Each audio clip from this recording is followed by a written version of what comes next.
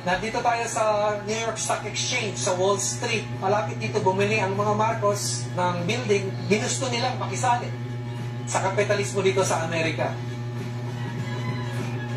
So nasa likod ko itong St. Patrick's Cathedral, kilala ng mga Pilipino, at sa tapat niya yung 641 5th Avenue, nasa kanto ng 5th Avenue and 53rd.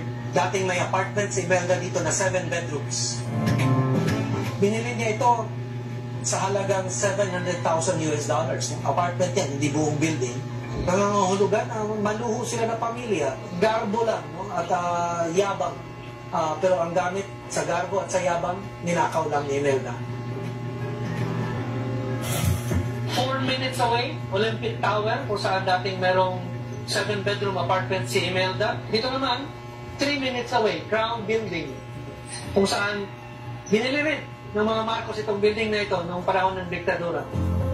Dito tayo ngayon sa kanto kung saan nandito yung Crown Building, 735th Avenue sa Manhattan. Binili ito ni Ferdinand Marcos kasama ang tatlo pang building noong 1981 para regalo kay Imelda Marcos. Nandito yung Bulgari Jewelry Store.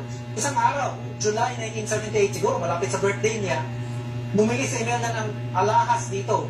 Yung total na binili niya